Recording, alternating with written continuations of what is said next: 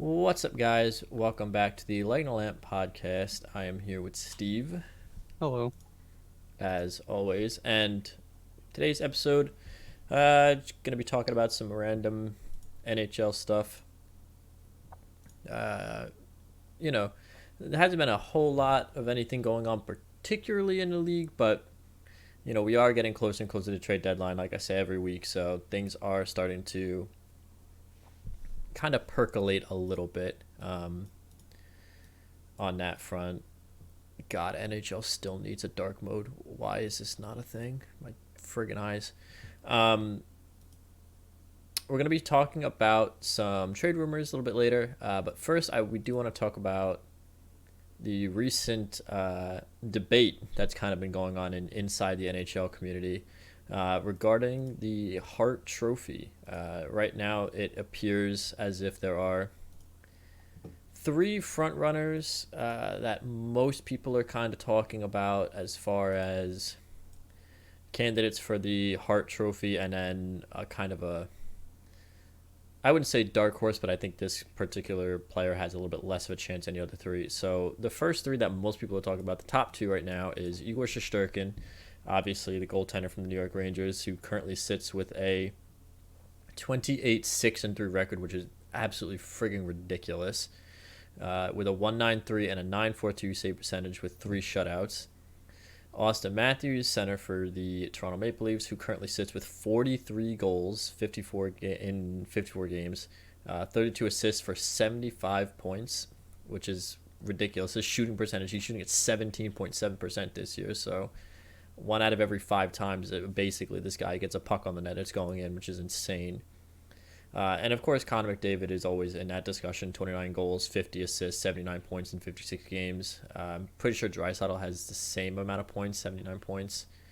And the one that people are kind of throwing in at the end also is Cale Makar. 21 goals, 44 assists, 65 points in 54 games played for the Colorado Avalanche. So it's interesting because it seems like there have been years in the past where it's been one person who's like clearly far and away, like obviously gonna be the Hart Trophy winner, and usually it's been Conor McDavid when he's been healthy. But it really does feel like we have some really, really strong candidates this year for the Hart Trophy. Obviously, you are very familiar with Igor Shesterkin. Well, yeah. I guess, you know, who would you pick at this, like if the season ended tomorrow for some reason, right, and you were left with these kind of stats?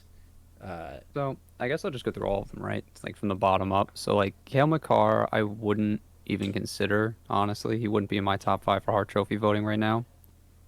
Um, and that's just because he plays in such a stacked team in Colorado. Like the way I interpret the Hart Memorial Trophy to be, which is the way it's worded, is like the most important player to his team, right? Like it's essentially like the regular season MVP, but like it's been more or so interpreted to be like the league MVP. Um, so for me, Cale Makar doesn't fit that like strict definition that I've assigned to it, right? Like I feel like even without Cale Makar, the Colorado Avalanche is still a good enough team to be doing well without him, you know? Whereas like Connor McDavid is always in the conversation because yes, he's the best player in the league, and also because without Connor McDavid, the Edmonton Oilers don't even sniff a playoff spot. I mean, sure they got Leon, but like having the two of them is really what makes it like deadly.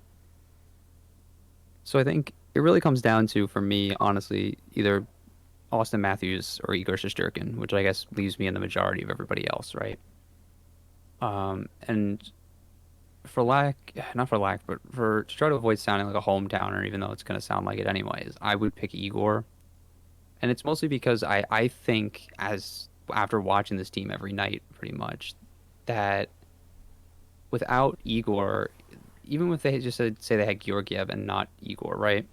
They'd still be a decent team. I think they'd still be like a bubble playoff team, but they wouldn't be competing for the top of the division the way they are, where like they are with Igor in that.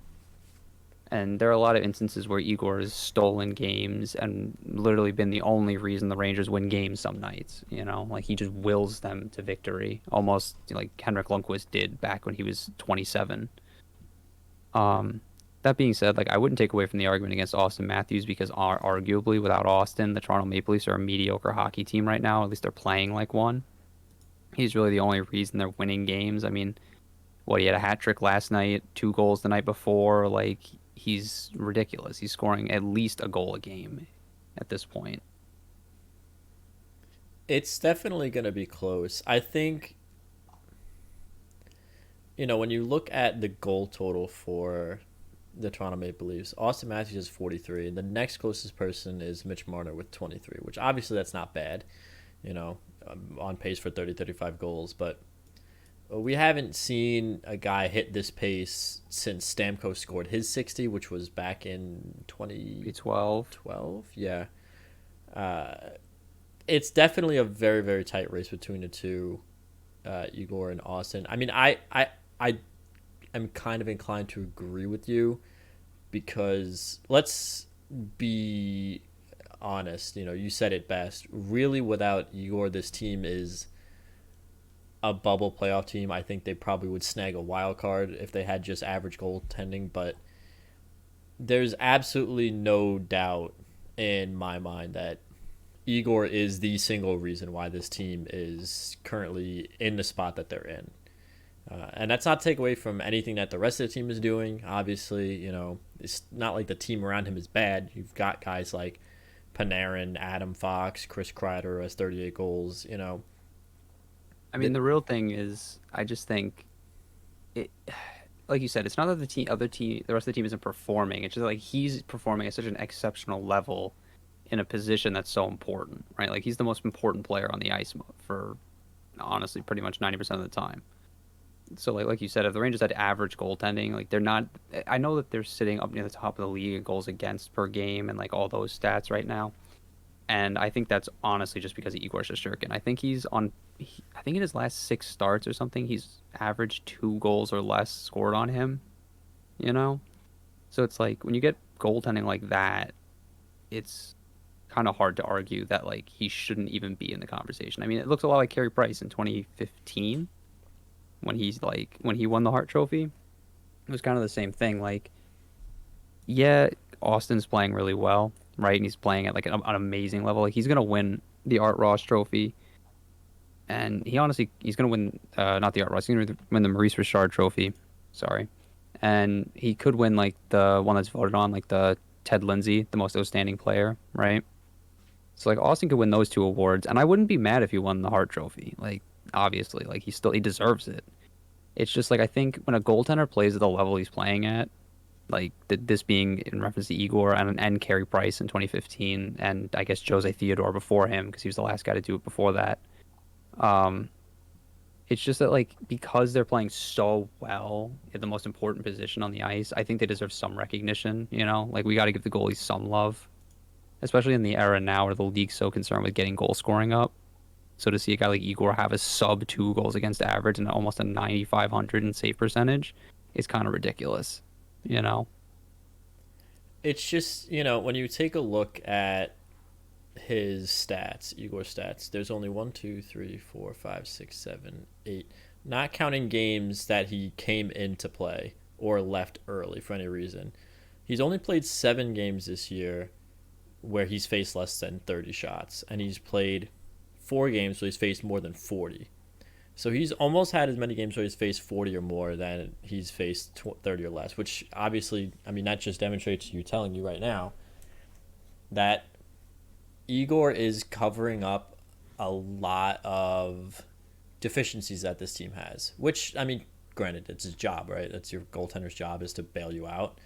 But that just kind of furthers the argument that, like, this team would not be where they're at without him. And I think the only reason, if Auston Matthews is to win the Hart Trophy, the only reason I think he should earn it over Igor is if he hits 60. If he hits 60 goals, I won't be mad if he wins the Hart Trophy. I mean, I'm not gonna be mad if he wins it and he's less than 60, if he's like 59 or whatever. But I think to really truly earn it, and again, that's assuming that Igor continues this level of play throughout the rest of the season, and Auston Matthews continues this level of play throughout the season, and they're like the 2 finalists at this point in time. assuming that like Conor McDavid doesn't put up 100 points in the last 40 games or something ridiculous like that. Uh, you know, if Austin Matthews gets 60, I could rest knowing that he earned it because, I mean, 60 goal scorers, like we said, the last one was in 2012. It was 10 years ago, right? Not an easy feat. But if I was voting it, I mean, look, obviously Igor's like a lock at this point for the Vezina, barring anything happening to him, having to miss time for any stretch of period of time, whatever. Um, he's pretty much a lock for the Vezina, and if he continues his play, even if his numbers rise a little bit towards the end of the season, if he ends up like with a 2.20 and like a 9.35 or something, I still think that if we're voting it based on the wording of the award, and honestly, even at league MVP, I think he would earn it at that point. Yeah, and I don't want this to come off as like me like just dunking on the Rangers over and over again, but like he kind of is the team right now. Like it's just when you watch this team play, it's very obvious that he's literally like Henrik Lundqvisting as hard as he possibly can at this point. So I think that it would be a very well deserved award for him should he win it towards the end of the season. Which would be kind of cool. I mean, obviously as a goalie, I like to see the goalies get recognized. And what Carey Price said won in 2015, so that would be the first goalie to win it in 7 or 8 years, depending on. And only the second to do it since 2000 when Jose Theodore did it. Yeah, which is crazy to think, considering just that how Jose Theodore won a Hart like, trophy. Well, yeah, that too. we might be a little biased because we saw him in his Panthers years when he was like not that great. Yeah, but even like looking back historically, like every year up to that point, it's like, okay, yeah, he's not bad. Wins a Hart trophy, he's okay. After that, like right after that, you know what I mean? It's like, wow, this is a really weird uptick in your like whole trajectory here. But sorry, I didn't mean to derail you. I just thought it was funny. No, you're good. Yeah, I think either one would earn it.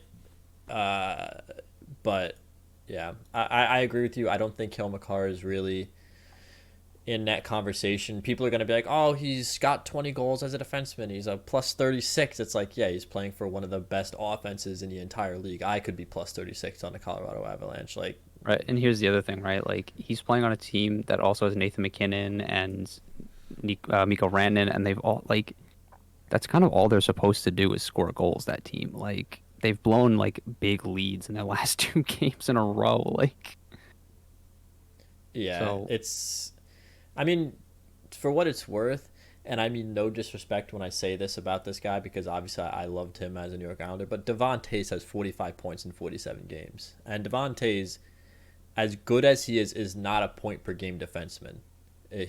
I don't think he has that kind of ability. I think he would settle more in like the 50 to 60 point range over the course of a season. So if that tells you anything, it tells you that this team is just, I mean, they just score. Like that's all you have to do, Like, yeah, I mean, and that's not to say like an offensive defenseman can't be in the conversation for the Hart Trophy, but like it'd have to be somebody like Erik Karlsson, like in his prime. You know what I'm talking about? Like 82 goals, 82 goals. Jesus Christ, 82 points. Or like even a good example now would be like Roman Josi, right? Yeah, exactly. Like he'll put up like 75 points, but he's also like one of the best shutdown defenders in the league. So to me, I think there's got to be a little more to the defenseman argument for the Hart Trophy. That being said, I do think there are some defense. We do need to start recognizing defensemen and forward and goaltenders more, and not so many forwards with the Hart Trophy. But that's like neither here nor there. It's always just easier to be like, oh, this forward put up 120 points. Like he's clearly the league MVP. It's like, I mean, yeah, he's easily the best offensive player, but like MVP to me is like you were saying before, like, can this team do this without him? And that's why for me, like, Conor McDavid's a perennial candidate just because of who he is and what he does every year in Edmonton. But like that's why I got like Victor Hedman, for example, for all the goals and all the points he puts up. For me, he was never really a Hart Trophy nominee when he was winning those Norris trophies because it's kind of the same thing, right? It's like, well, without Victor Hedman, would the Tampa Bay Lightning still be doing this? And it's like, well, yeah, they have Mikhail Sergachev and Andrei Vasilevsky and Steven Stamkos. Like, so that's like my real argument against Cale Makar. not to take anything away from his achievements. I mean, he probably should win the Norris Trophy. So like, it's not like he's gonna walk away empty-handed. Yeah, I mean, people will argue that, you know, I don't know. Listen, like, It's like, here's the thing, right? Besides the Victor Hedman argument, because I do think that for some of those years, specifically when a team wasn't very good, you could probably have argued him. But like now, it's like, yeah, like they're one of the best teams in the league, and people will look at Auston Matthews and say, well, they still have, Mitch Marner and John Tavares and all that. But the bottom line is, at the end of the day, you don't get 60 goals very often if he hits it, right? Again, first time in 10 years. Think about Alex Ovechkin. I don't think has ever scored 60 in his career. yeah, he scored 62. Oh, he did. 1 year. He did score 60. You're right. Yeah. But that being said, like, He's considered like the best pure goal scorer of all time, and he's done it once. exactly.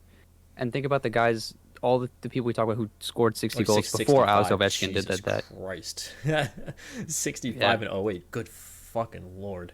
Exactly. Like, but like, think about the guys that scored 60 before Ovechkin that were doing it. It was like Brett Hull, Mike Bossy, Wayne Gretzky, Yari Curry. You know what I mean? And so like, it's a big achievement because you're now in the conversation with guys like Alex Ovechkin and Mike Bossy and Wayne Gretzky. You know what I mean?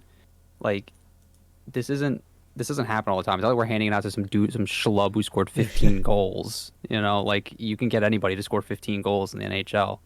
That's not true, but like, it's a lot easier to find than somebody who's scoring 60. I mean, for what it's worth, like, again, Mitch Marner is on pace for 30 to 35. Tavares is on pace for 30 to 35. Tavares only has 19. Nylander has 22. I mean, Michael Bunting has 20, but how many of those were because of Auston Matthews, right? Take that into consideration.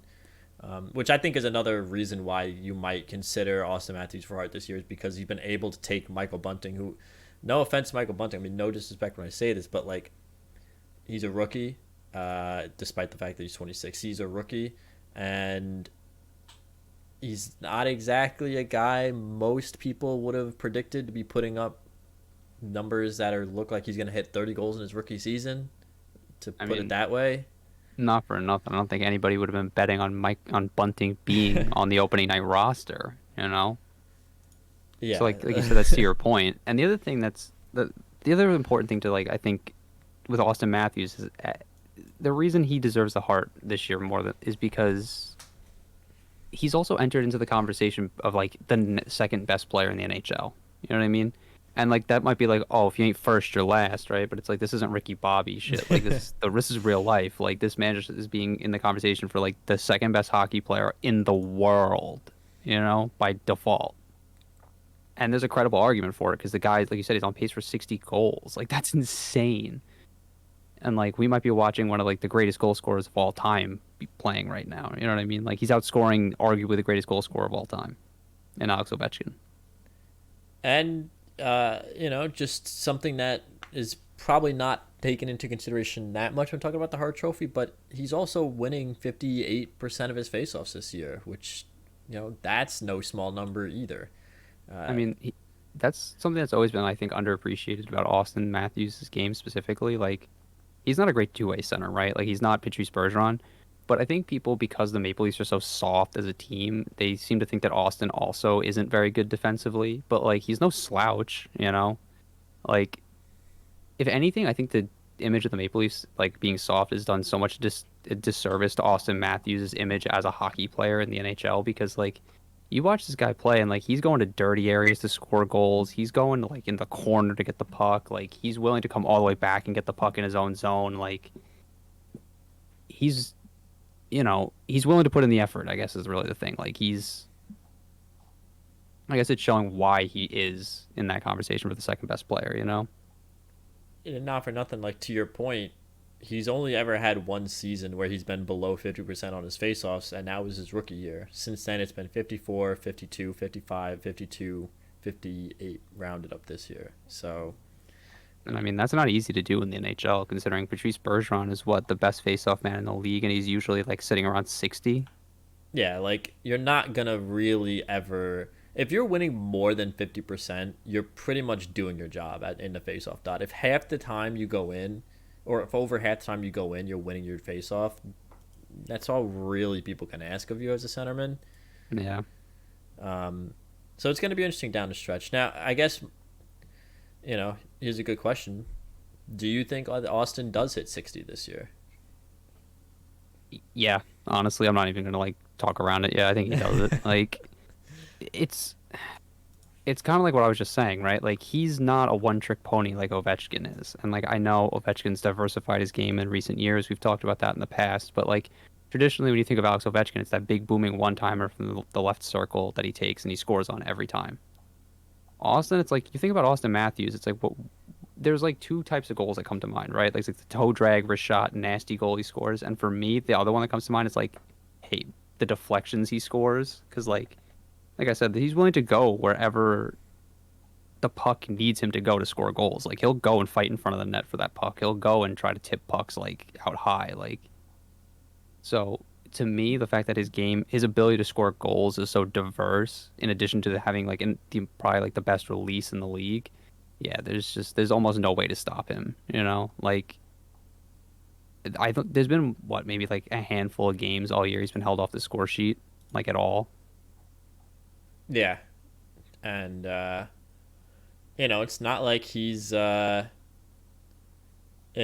coming out of nowhere and giving us, like, no reason to believe, this isn't like a Jonathan Chichu situation. Like, he's scored 40 goals, 34, 37. Those two were shortened years. 47. I mean, he scored 41 last year in 52 games. If we played an 82 game season last year, he probably would have hit 60 last year. Yeah, it's, like, actually insane what he's been able to do in terms of putting the puck in the back of the net. And, I do agree. I think that what makes him so good is that he's willing to do everything. And again, my knock on Ovechkin for a lot of his career is that he's been a volume shooter, right? He just takes as many shots as he possibly can, and his team knows that, so they just feed him the puck over and over and over and over and over again until he puts the puck in the net. And, obviously Matthews' career has not been as long as Ovechkin's, but when you look at Ovechkin's shooting percentage, his career shooting percentage is 12.8%. Auston's is 16.4%, which tells me that Auston is taking fewer shots, but he's making most of his fewer shots, and he's not simply just waiting for his team to feed him 7 shots on the power play.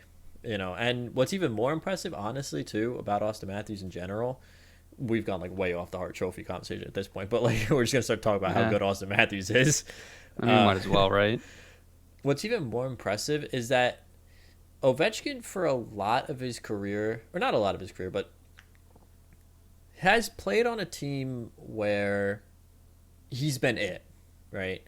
He's been the guy. He played on a lot of really bad Washington Capitals teams, and not even just bad in the sense that they didn't really make the playoffs or really go anywhere. Just bad in terms of, like, personnel. We've had some rough years, but basically since Matthews has came into the league, he's always had talent around him, which makes the fact that he's able to do what he do a little bit more impressive, in that the team doesn't just feed him the puck all night hoping he's going to do something.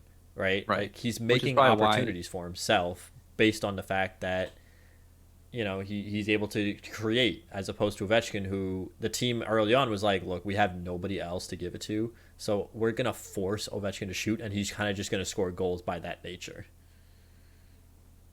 Pretty much. I mean, and to your point, like you said, like, the Maple Leafs as a team are generating so much offense that, like, the fact that Auston is shooting at such a high shooting percentage is still ridiculous. Like, to be shooting at over 20%, right? Or no, not over 20%.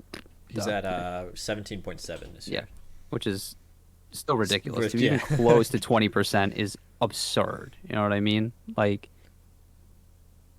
that, to be scoring on if you round it up to, like, the nearest 10, right? So 20%. To be scoring on 1 out of every 5 shots is ridiculous. Like, if Ovechkin ever came close to having a shooting percentage like that, the guy would score 100 goals. You know what I mean? Yeah. Like, he shoots like 400, 500 pucks a year sometimes, Ovechkin. Actually, I could just look. Like, it's not like it's like not public record. Let's see. You're pretty close. Like he had a 1 year in '09. He shot 500 pucks. Usually he's in the high 300s, low 400s. So, but Yeah, to your point, like his highest shooting percentage was 15.4%, whereas Auston yeah, Matthews' lowest shooting percentage was 14%. So, yeah. I mean, not to. So here's an interesting question about Austin since you're talking about him, right? If he continues on this pace like that he's been on since he came into the league, do you think he enters into the conversation for the greatest American-born player of all time? yeah, Like, I think so. I think the issue is you if he continues on his pace, like let's say he continues to score like 40 goals a year, 40 give or goals a take. year, right?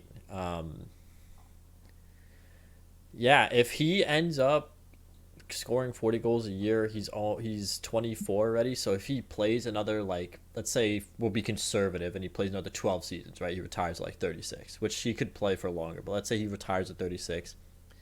He scores 40 goals a year for 12 years. If we just average it out, maybe he scores like a couple more 1 year, a couple less 1 year.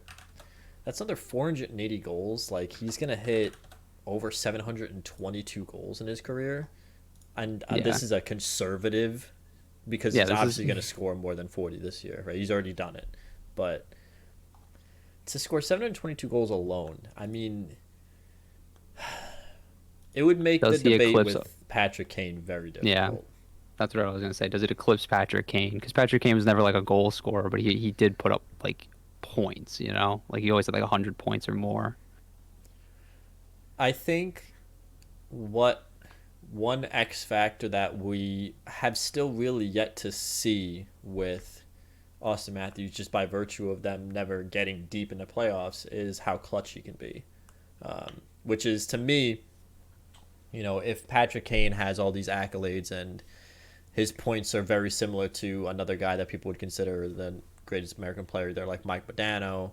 Um, Brett Brett Hull is Hall, weird because he's technically born in Canada, but he claims American citizenship. So if you put him in a conversation, just the Brian difference is Leach. like Yeah, just how clutch Patrick Kane was and currently is. I still mean, is. Yeah. yeah, I would I like mean, to see how deep Austin can go in the playoffs, and if he's as clutch, and let's say he ends up, what's Patrick Kane's stats? Where's he at? What's he doing? Pull up his career stats here. he's got over 1,000, or he hit 1,000 points last year, I think. Yeah, Patrick Kane. he's got 423 goals, 729 assists, 1,152 points in 1,083 games. Obviously, his career is still going. Um, it'll be an interesting debate because Patrick Kane is more of a distributor sometimes. He's obviously a goal scorer, but like he creates for his teammates a lot, and that clutch factor that I think would come into play. I don't know. It'd be a very interesting debate. I think. What do you think on that question? I mean, it's gonna be hard, right? Like it's like asking me to pick. It's like asking you to pick your favorite son. Yeah, Like, because like Patrick Kane's currently my favorite player, and like Austin Matthews is like very close. And I think once Patrick Kane retires, like it's gonna be Austin. But like, I don't know. It's like you said, man. Like Patrick Kane, like I've never seen somebody when like the chips are down, like just be money every time. Like he does not care. Ice in his veins, like chips down. Dude, like overtime, Game 6, Stanley Cup Final against the Philadelphia Flyers. The dude walks down the boards like he's coming down Broadway and just rips it and scores. Like and that was only his third year too. exactly. Like he was like a 21-year-old maybe. Like it's insane. And then if you think about all the other runs he had, it's did he ever win the playoff MVP? I think he did, right? I think he won it that year. He has a Conn Smythe in their 2013 run. Okay, the 2013 one. I know he had one because I know like Duncan Keith got one, and then but anyway, it's even funny to think about like the conversation about American hockey in general, like how far it's come since like Mike Modano and guys like that, like Brett Hull, and like those guys are great. Don't get me wrong, but it's like you had Mike Modano and Brett Hull at the top, and like maybe Brian Leach and like that Mount Rushmore of American hockey, And then it was like a big drop off to the next guys, and then it was like Tony Granato and guys like that. And it's like now it's like Auston and Patrick are like up there with like some of the greatest, well, Auston will say if his career goes the way it's going, right? If at the end of his career, Austin scores like the 700 goals, like you said he did, and Patrick Kane, let's say, ends his career with like 1,300 points, like it's not just these are the best American players anymore. Like these guys are some of the best players ever, you know? And it's kind of funny to think like just how much differently it's changed, And it's funny because like Patrick Kane's from like a traditional hockey market. He's from Buffalo, right, upstate New York, but like Austin Matthews is from the desert. Yeah. Kid's from Phoenix, and he's on track to become arguably the greatest product of American hockey ever. And it's like that's so wild when you think about it. Because he only ever played 1 year outside of North America, and it was his draft year, and he played professional hockey in Switzerland. So like, it's just really it's one of those things where we're kind of seeing,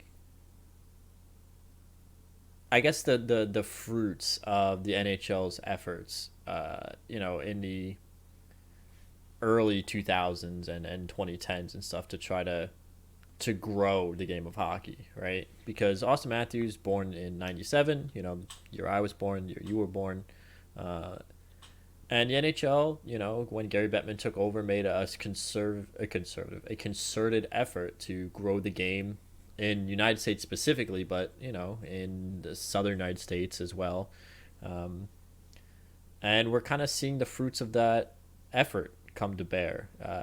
These kids that were born in 97 started playing hockey, maybe when they were like 4 or 5, right? So like the early 2000s, like right smack dab when the NHL's trying their damnedest to spread the sport in the United States and give these kids that kind of opportunity.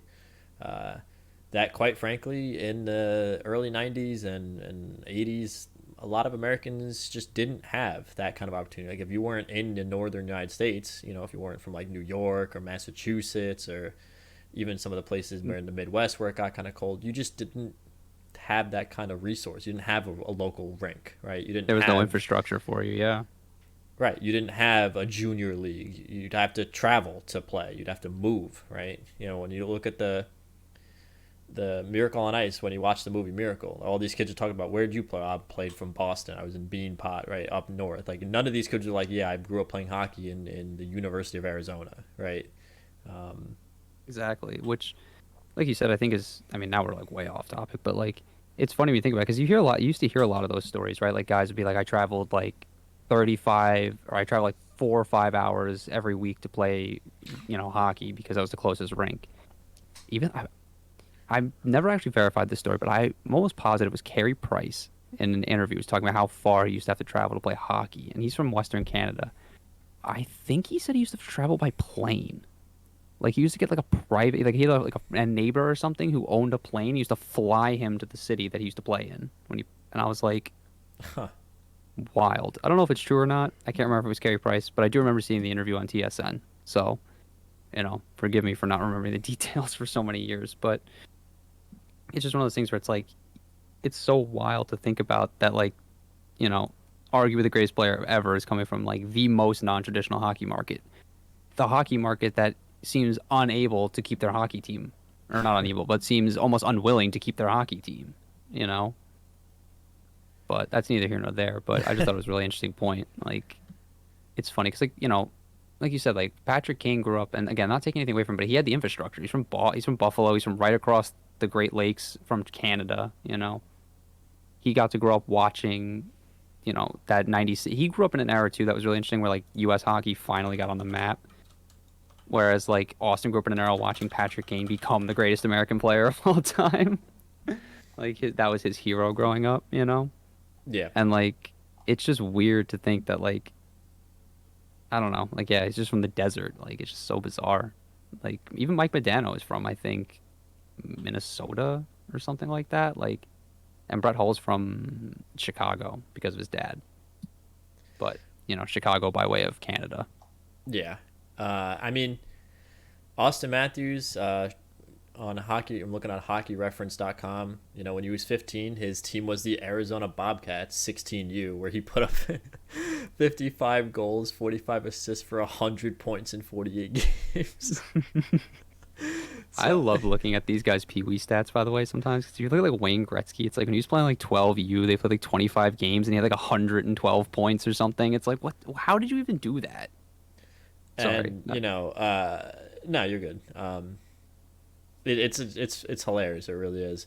And obviously, he went on to play, U.S. National U17, U.S. National U18s, U.S. NDTP.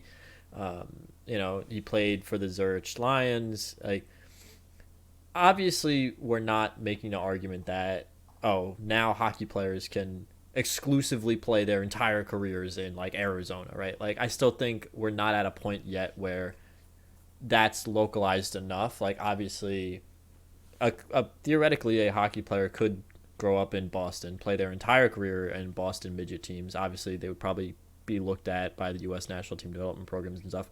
But then he could go to college in Boston, get drafted out of Boston. I think right now we're still at a point where these kids in the South United States, you start your career there. Like, obviously, I'm assuming Auston Matthews is playing hockey on other teams outside of before he was playing on the Arizona Bobcats. But I think him going to play in Zurich was ultimately the best thing for him. But all of that to say, it's still incredibly encouraging to see that, yeah, he got his start in Arizona. He was playing, in theory, his stats under 15 aren't really on this website, but in theory, he's been playing hockey for the first 16 years of his life, essentially, in Arizona. So it's good. And I think we're starting to hit kind of, not a golden age, but we're definitely starting to hit kind of a second wave of American hockey kind of taking another step forward. Yeah, it definitely feels like we're hitting that tipping point, right? Like we're finally starting to bear fruits from all that labor that Gary Bettman did in the early 2000s. I mean, I, listen, say what you will about the guy. He's kind of a terrible commissioner, but like, he did manage to grow hockey in like very non-traditional markets. I mean, he put a team in San Jose, he put a team in Anaheim, and like they're thriving. It's like, for what it's worth, his experiment worked. The only time it didn't was Arizona, and which is Atlanta. ironic. Well, yeah, but we already knew the Atlanta experiment failed. They tried it in the 70s. Like, I don't know. This is a really random topic, like real quick. I don't know why you go to Atlanta. Atlanta's a football and a baseball, a football, and a basketball town. Like those are their teams. Those are what they've repped for like ever. Like that's in their fucking blood. And like it's like, hey, let's just try to let's encroach on the Atlanta Hawks and the Atlanta Braves. Like, no, you're never gonna get into that market. Like it's just not gonna happen.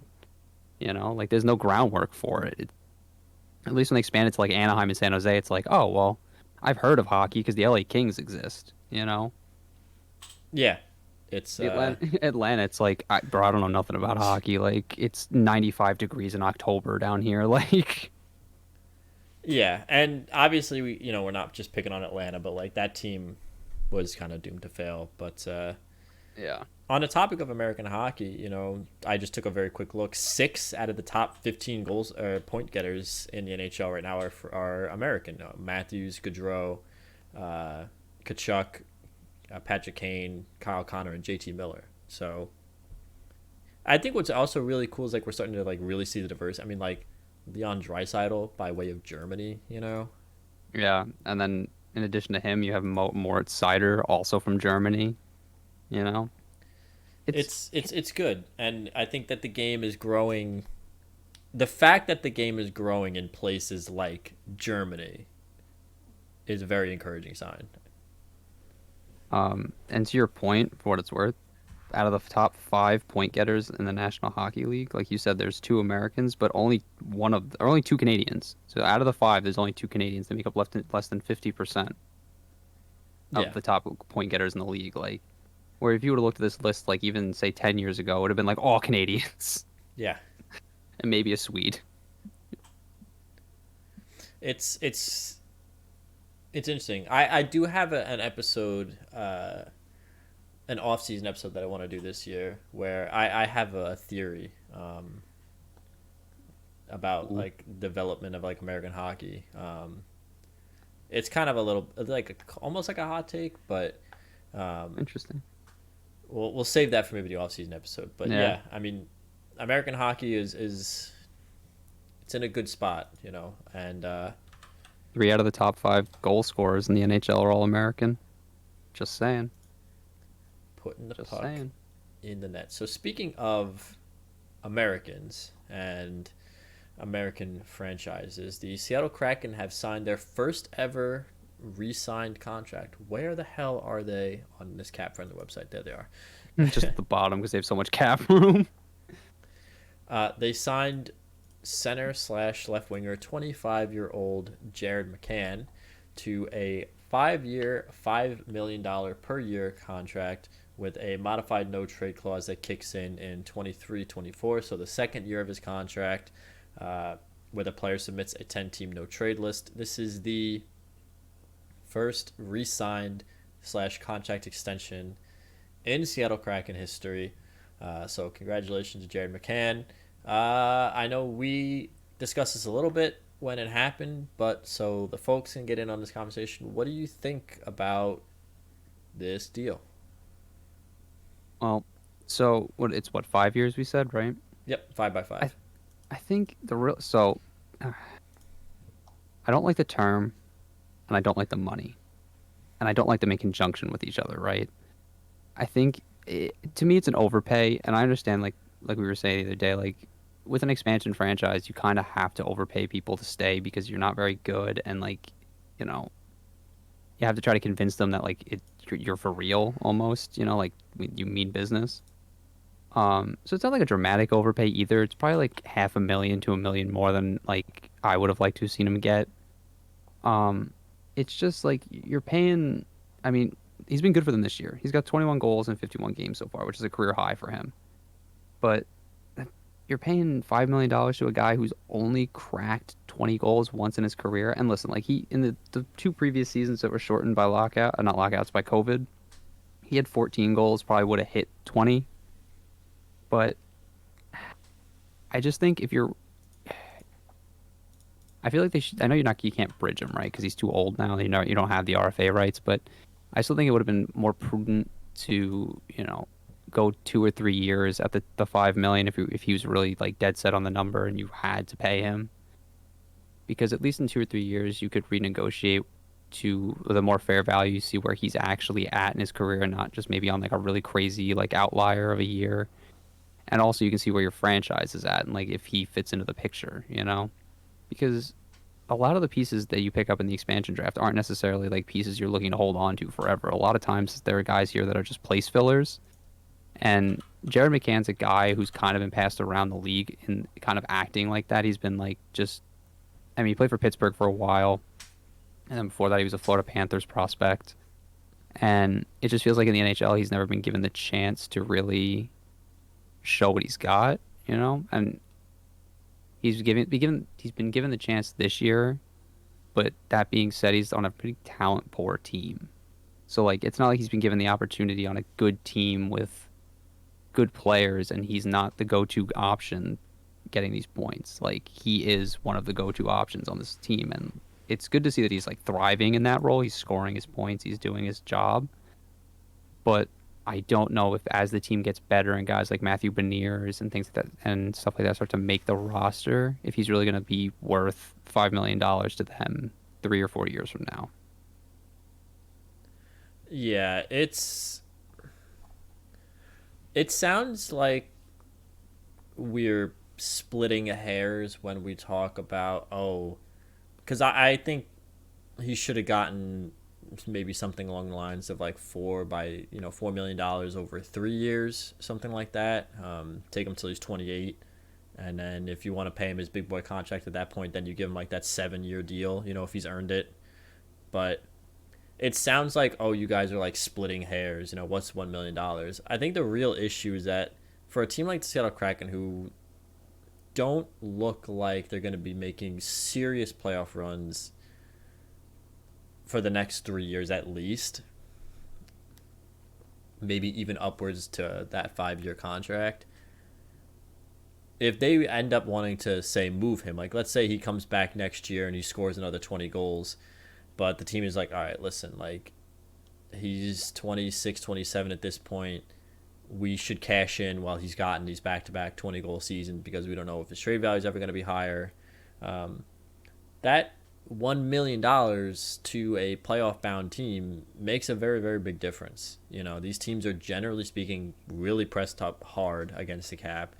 And, you know, like I said, even if it's not next year, if 3 years from now, 4 years from now, when he's 29 and the team, let's say that they're still kind of figuring things out, if he's like, hey, I want to get moved, you know, in theory, obviously with, you know, salary cap should be going back up by then, but that $1 million can make a big difference. And when you look at the difference between a 20-goal scorer for $5 million versus a 20-goal scorer for $4 million, the $4 million to a lot of teams probably sounds a lot better. And also, I mean, I don't want to say this in a mean way, but are we really giving modified no trade clauses for 15 to 20 goal scorers now? Is that like the league standard, you know? That really, it seems like a lot, doesn't it? it feels like the organization like gave up all their leverage for this contract. You know what I mean? Like, it feels like they didn't try. I don't know. It's so bizarre. Like, why a 10-team no move clause for a guy like you said who's only cracked 20 once? Like, I could see, you know, guys signing like $6 million contracts saying like, "Yo, I want like a modified no move clause." It's like, okay, yeah, we're paying you a lot of money. Like, you're pretty important to the team. You probably like not deserve this, but like in perception wise, like deserve this, right? Like you're more important. But like, what are we gonna start handing out to like fourth liners now? Like guys like Casey Cizikas are gonna be able to tell teams, "I don't want to get traded." Like, what? It's so bizarre. Like, Especially when you consider the circumstances, right? Like, it's not it's not like it's never happened before where like a fourth liner gets a no trade clause, but usually those are reserved for guys who are in like the last legs of their career. They're like 34, 35, and they've been with the team for years and years and years, and you're like, all right, listen, the guy negotiating a contract is like, I want a no trade clause because my family is here, my kids are here, et cetera, et cetera, et cetera, right? Which totally respect that, you know. Those guys generally are like I said, they have maybe 2-3 years left. They're like, I want to play out these last 2-3 years, no stress. I'm not moving my family around anymore. Totally get that, right? But and I don't know Jared McCann's situation. Maybe he does have family in Seattle, but he's 25. You know, this is your first big boy first year. contract. It's also your first year in Seattle. Like, you can't tell me you've had put down roots that fast. Not to be mean, but it's like you've been in the city like 6 months. You know? And I guess this might be him doubling down on the franchise, right? They might have taken it to be like, oh, he really wants to stay, you know. Whereas, like, to me, I'm seeing this as like, oh, well, now he's going to dictate how he gets traded, not necessarily like if he gets traded. It's almost like when he gets traded because he almost sees the writing on the wall, you know. And GMs, for what it's worth, hate these things. They hate no trade clauses because they Oh, hate not having the ability to do what they want. oh So yeah. what this leads me to believe, and oftentimes we'll see a guy get a no trade clause or an MNTC in return for a lower cap hit. So does this mean that like Jared McCann was out here throwing around like 6 as a number or like 5.5 as a number and took 5? The two certain scenarios here are either McCann, like, I don't know, said I want $6 million or I'll take a no trade clause for 5. Or Jared McCann was like, hey, I'll take 5. And then the GM was like, here, I'll throw in this no trade clause. Which you should never just throw that in on a contract. Like, If it's not a sticking point in the negotiations, just don't do it. You know. which either one of those scenarios means that Ron Francis lost these negotiations. Either he lost the negotiation and had to take the no trade clause to get Jared McCann just down to 5, or Jared McCann took 5 and he like threw it in like it was a friggin' free appetizer at like Applebee's or something. Or like, you know, a free frosty at Wendy's. Like, And I don't know, given how the hockey world at large responded to Ron Francis's decisions at the draft, the expansion draft, I can't imagine that a lot of people really like this contract either. Um, I don't know. It just seems like a lot, certainly. I mean, for what it's worth, to compare apples to apples, like Brock Nelson, he's making $6 million for the Islanders. He has a no trade clause, but he also has, one, two, three, four, five, six 20 goals seasons under his belt for them to this point. So it just seems a bit presumptuous to just be like, yeah, I'm going to just throw out these no trade clauses like it's not the big deal. It's like, no, it kind of is. Like, I mean, specifically, like you said, for with that $5 million, like, what if all 10 of those teams are teams in the playoff? Well, they probably are all in the playoff hunt, but like all teams in like the playoffs that are pressed up against the cap, like now you've just made it impossible. Like it is literally like it is fiscally impossible to make this happen now without a huge movement of players and money, which like are those trades tend to come together like over months. You know what I mean? it's just wild. I don't know. It's not the worst contract, but it's almost like there's nothing egregiously bad about it, but there's a lot of really small things that I'm just like, why? Like, what? Yeah, like alone these things aren't terrible. The overpay, the term, and like the no move clause, but like collectively, it's not good. It's not good. So yeah, we'll see what happens with Seattle. They're probably going to be active at the deadline. It would be really funny if they tried to ship McCann off at the deadline, have some other team deal with it. But they obviously have some pieces that could be traded at the deadline. We'll see what goes on with them. So we'll end off this episode. I do want to talk about one specific move at the trade deadline that has been rumored to be flying around, and this will kind of bring everything in this episode full circle, so to speak. The New York Rangers have been rumored to be interested in the services of a familiar face to them, one JT Miller from the Vancouver Canucks. People are saying that the Rangers have been looking for an upgrade at the second line center position. Ryan Strome, not the best or not the worst second line center. He's obviously had really, really good chemistry with Artemi Panarin over the years, but if the Rangers are really, truly looking to take that next step for a deep run, probably could do with an upgrade.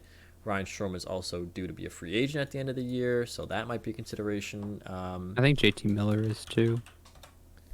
Or is he still under contract? No, you are. Oh no, he has. Okay, so he has this year and then one more year. He is making 5.25. Ryan Strome's making 4.5.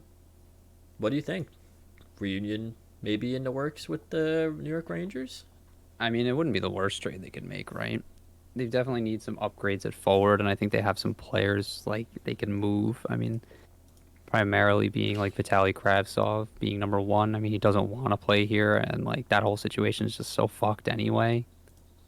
So like, I could see something coming together, and I mean, even if the Rangers, you want to use him as a center next year and play him on a wing this year, but either way, it's definitely an upgrade, and I think it slots players back into more comfortable roles. I mean, Lafreniere has been better recently up in that top line, but he's taken a little while to get his sea legs going.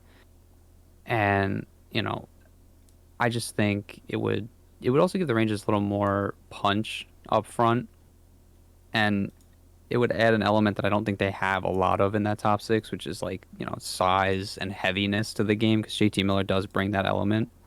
He does like to throw his weight around. He is willing to drop the gloves for his teammates. I mean, he was like that when he was in New York. So it shouldn't be a surprise to anybody that he's still like that.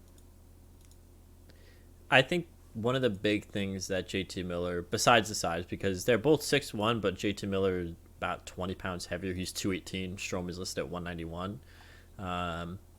Ryan Strome, again, not having a bad season, 12 goals, 28 assists, 40 points. JT Miller, 22 goals, 41 assists for 63 points. Obviously, JT's playing on the first line in Vancouver, whereas Strome is really slotting more into that second line spot. But I think the really, really big key here, something that specifically matters a lot come playoff time, is that Ryan Strome currently sits with a 45% faceoff percentage, whereas JT Miller sits at 53.28.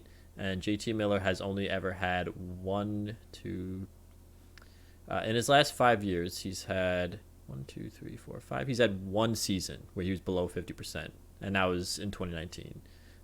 He's been above 50% every other year, and Ryan Strome has never been above 50% on the faceoff dot in his career. And I think that's something that's really, really important.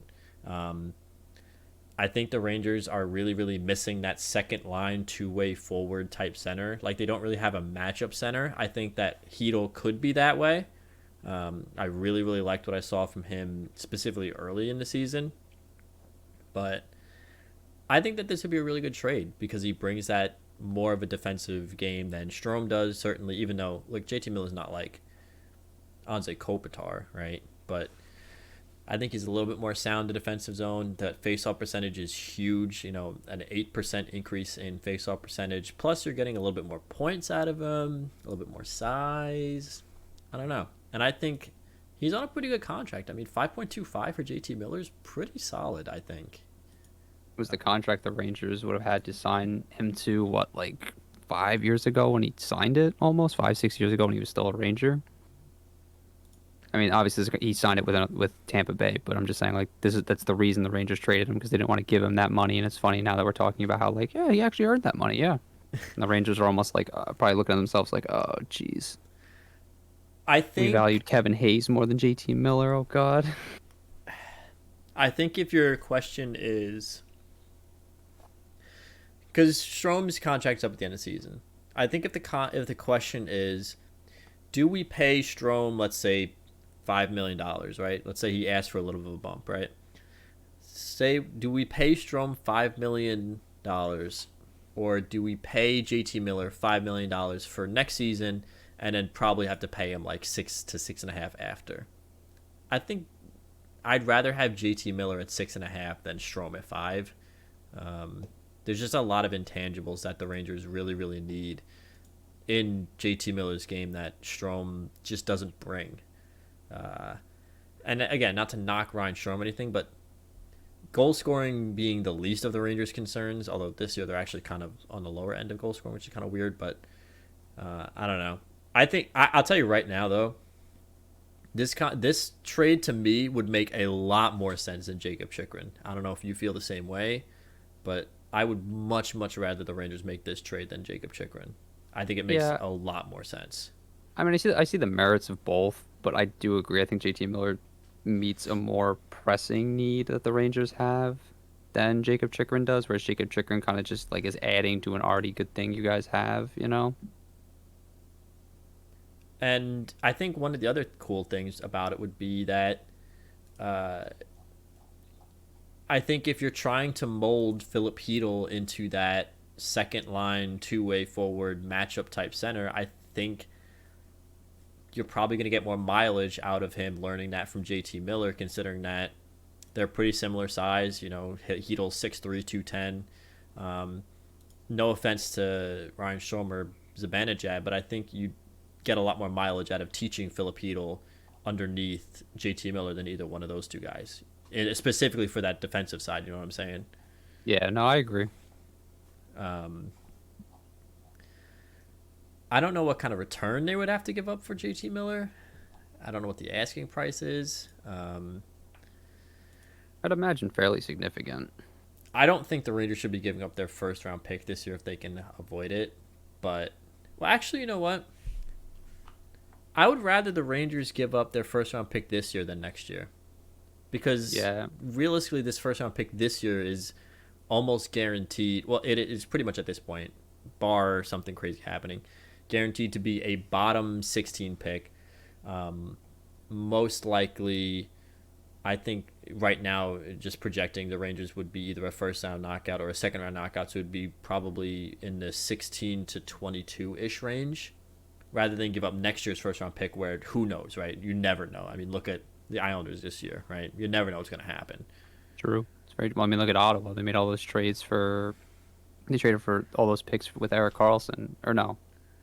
Yeah, San Jose gave up all their first, and they all turned into top 10 picks. Yeah, that's what it was. I knew it involved Ottawa and the Erik Karlsson trade. I just couldn't remember who ended up with whose picks. The Rangers also have a second second round pick. They have St. Louis's second round pick this year. They don't have a third. Um, I don't know. I think if you can flip like Kravtsov and like a first or a second, I think that would be a pretty good deal. Um, I agree. I think the return's fair, and I think Vancouver it kind of fits what Vancouver's trying to do, get younger. They're trying to find more young rebuild again. I guess I don't even know. um, you'd be able to fit him under the cap this year because right now the Rangers have $6.2 million in cap space, um, and then you would just let Strome walk and then pay JT Miller. Essentially, you pay JT Miller with Strome's money, right? And then the year after, obviously, you'd have to kind of work out like how much does he want? Is he asking for like 6.5, right? But if you can get him for $6 million, I think that's a pretty solid deal, all things considered. So that's one thing that's been thrown around. There are other names that are going to be thrown around, but we're going to kind of keep our eye on those situations as they get more and more heated, I should say, as the trade deadline gets closer and closer. Is there anything you wanted to talk about last minute before we wrapped up here? Uh, I don't think so. No. So we will wrap up on that note then. Next week, again, trade deadline rumors are starting to get hotter and hotter as things go along. If I considered us talking about the Leafs goaltending again this week just because it's been an absolute free fall.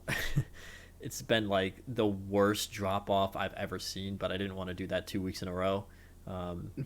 So we'll see maybe what happens with the Leafs goaltending. I mean, for those of you that aren't like friggin' nerds like we are, and you don't follow basically every team. Let me just read to you the goals against. Peter Mrazek's stats are crap. We know that. But Jack Campbell, who at one point was in talks for the Vezina Trophy, his last 5 starts, he has allowed 4 goals, 5 goals, 5 goals, 4 goals, 5 goals. The goals against in the Leafs is an absolute free fall right now. He hasn't had a game with a save percentage over 900 since 6 games ago against Pittsburgh. So, but we won't bully the Leafs 2 weeks in a row. But it's something to keep an eye on because there's rumors that they might be active at the deadline. There's been a little bit of a rumor that Semyon Varlamov might be on the trade market. Some teams were interested after his 45 save performance the other night against the Avalanche. The rumors on him started to heat up a little bit more. So he might be on the market. Apparently, he refuses to waive his no-trade clause to go to Edmonton, so that's hilarious to me. Can't blame him, but, maybe he would go to Toronto. Who knows? But, yes, we will keep an eye on things as the NHL season progresses and we get closer and closer to trade deadline. So I want to thank you guys for watching, and we will see you guys again next week.